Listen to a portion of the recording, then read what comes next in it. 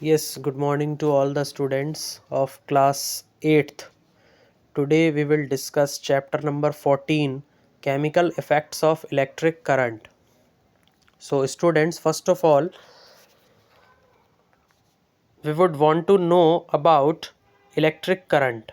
That what is electric current? So electric current, students, is the rate of flow of electrons in a conductor. किसी भी conductor से rate of flow of electrons को ही हम क्या कहते हैं? Electric current कहते हैं।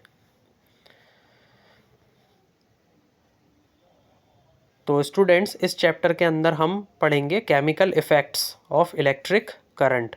देखिए क्या चैप्टर है आप लोगों का, ध्यान से समझिए।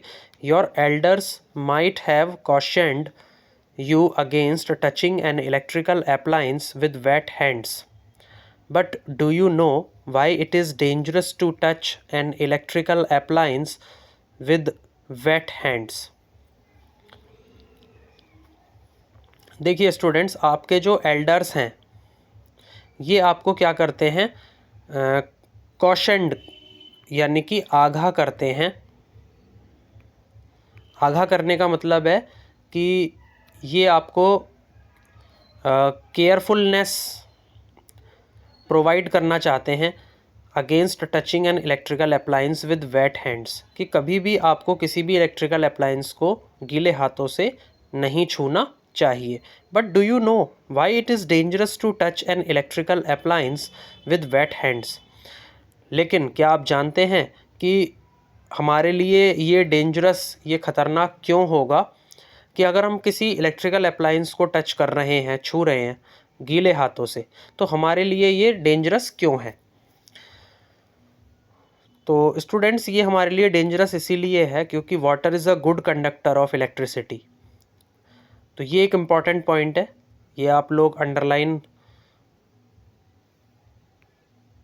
मैंने कर दिया है, आप इसको लिख लीजिए कहीं कि water is a good conductor of electricity and one might get an electric shock, और हमको बिजली का झटका लग सकता है क्योंकि water is a good conductor of electricity. तो इसलिए हमारे लिए ये ख़तरनाक होगा कि अगर हम किसी भी इलेक्ट्रिकल अप्लायंस को गीले हाथों से छू रहे हैं तो हमें उसे नहीं छूना चाहिए। इसीलिए जो हमारे एल्डर्स हैं वो हमें क्या करते रहते हैं? आगाह करते रहते हैं। We have learned earlier that the materials which allow electric current to pass through them are good conductors of electricity. देखिए स्टूडेंट्स, हम पहले भी ये चीज़ पढ़ चुके हैं कि ऐसे मटेरियल्स, ऐसी सामग्री जिसके अंदर से जो आपका इलेक्ट्रिक करंट है वो पास हो रहा है। तो वीडियो की स्टार्टिंग में मैं आप लोगों को ये एक्सप्लेन कर चुका हूँ कि what is electric current. Electric current आखिर है क्या? Electric current is the rate of flow of electrons in a conductor. Is it clear?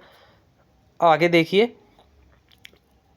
कि जैसा कि हम पहले भी पढ़ चुके हैं कि ऐसे मटेरियल्स जो कि इलेक्ट्रिक करंट को अपने अंदर से पास कराते हैं, they are good conductors of electricity.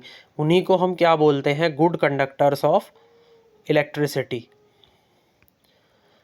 तो कंडक्टर्स को हम बोलते हैं स्टूडेंट्स सुचालक। On the other hand, materials which do not allow electric current to pass through them easily are poor conductors of electricity.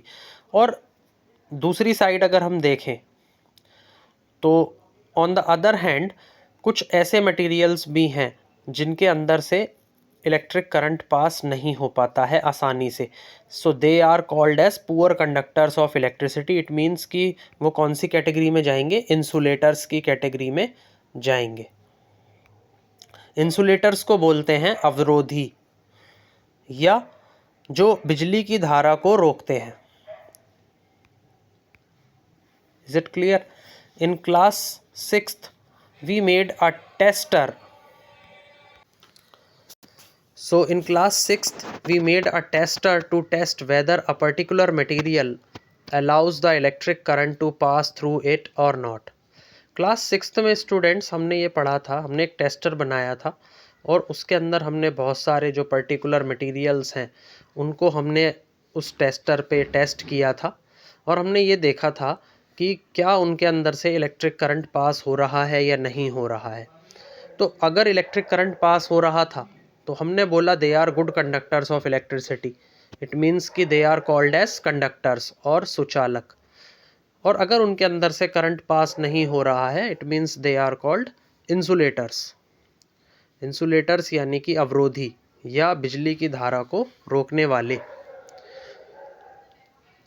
Do you recall how the tester helped us in deciding that. क्या आप ये चीज़ आपको याद है कि कैसे वो जो टेस्टर था वो हमें मदद करता था उस चीज़ को डिसाइड करने में, whether they are good conductors of electricity or they are bad conductors of electricity.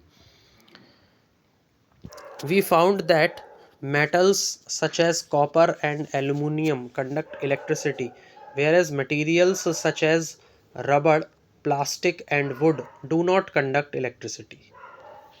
आगे देखिए, हमने ये खोजा है, ये पाया है कि जो मेटल्स होते हैं, मेटल्स को हम कहते हैं स्टूडेंट्स धातु। तो जो धातु होती हैं, मेटल्स होते हैं जैसे कि कॉपर है, एल्युमिनियम है, दे कंडक्ट इलेक्ट्रिसिटी। कंडक्ट का मतलब सुचालक तो मैं आप लोगों को बता चुका हूँ, लेकिन यहाँ देखिए the one who transmit heat and electricity. तो कंडक्टर्स वो होते हैं जिनके अंदर से या तो हीट या इलेक्ट्रिसिटी क्या हो, ट्रांसमिट हो।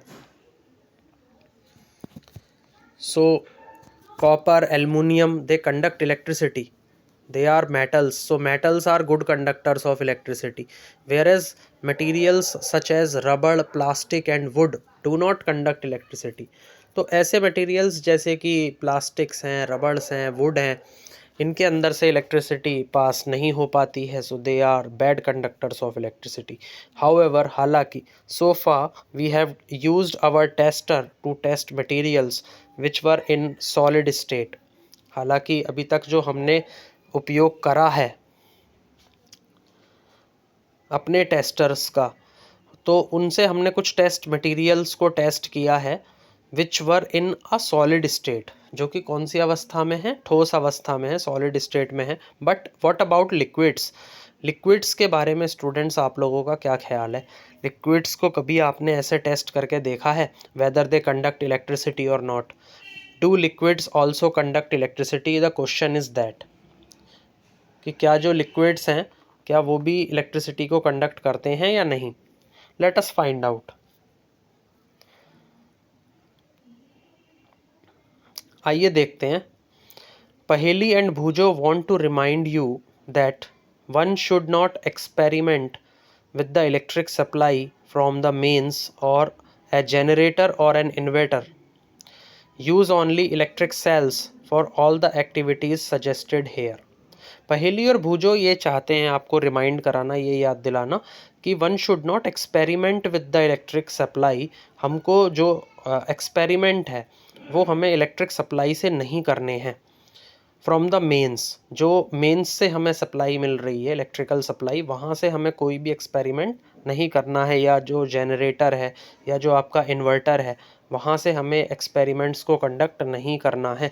यूज़ ओनली इलेक्ट्रिक सेल्स, हमें केवल इलेक्ट्रिक सेल्स का यूज़ करना है। For all the activities suggested here, जितनी भी एक्टिविटीज़ यहाँ पर सजेस्ट की गई हैं हमें किसका यूज़ करना है, इलेक्ट्रिक सेल्स का यूज़ करना है। सो इलेक्ट्रिक सेल्स जो होते हैं आपके, वो ऐसी डिवाइस है that delivers an electric current as the result of a chemical reaction. देखिए कभी भी कोई केमिकल रिएक्शन हो रही है, कोई रासायनिक प्रतिक्रिया हो रही है, तो उसका जो परिणाम है, तो उस परिणाम को देने के लिए जो आपकी डिवाइस है, जो आपका यंत्र है, वो क्या डिलीवर करता है, क्या देता है, इलेक्ट्रिक करंट देता है। तो इलेक्ट्रिक करंट देने वाला ये यंत्र, ये device, as a result of a chemical reaction it is called as electric cells. तो आप इलेक्ट्रिक सेल्स की डेफिनेशन लिख लीजिए students. Use only electric cells for all the activities suggested here. Class 6th में भी हमने यही पढ़ा था, जितनी भी एक्टिविटीज़ हैं उन सभी के अंदर हमने इलेक्ट्रिक सेल्स का यूज़ किया था। डू लिक्विड्स कंडक्ट इलेक्ट्रिसिटी, अगला पॉइंट हमारे लिए ये है। कि क्या जो लिक्विड्स हैं वो भी क्या इलेक्ट्रिसिटी को कंडक्ट करते हैं। यस स्टूडेंट्स, इधर देखिए इस फिगर में हमने इलेक्ट्रिक सेल का यूज़ करा है। This is your electric cell. It has two terminals, one is positive terminal, other one is negative terminal. So its positive terminal is connected with electric bulb negative terminal, and the positive terminal of the electric bulb is connected with this metal.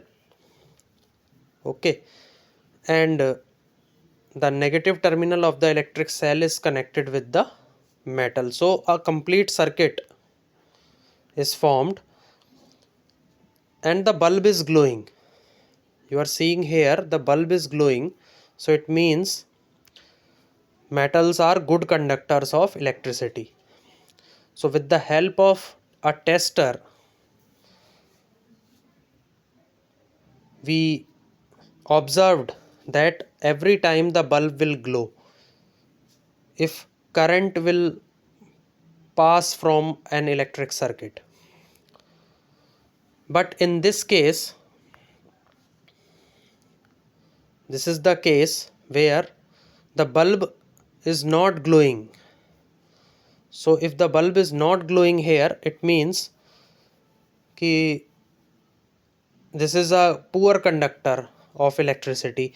It means we will say that there is some insulator here, and from insulator the current will not pass from the circuit. So in this case the bulb will not glow. So figure 14.1 tell you about a tester, that how tester tests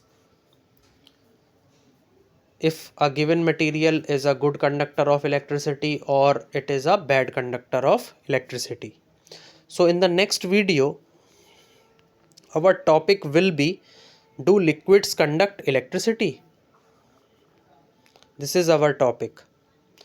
This will be our topic in next video.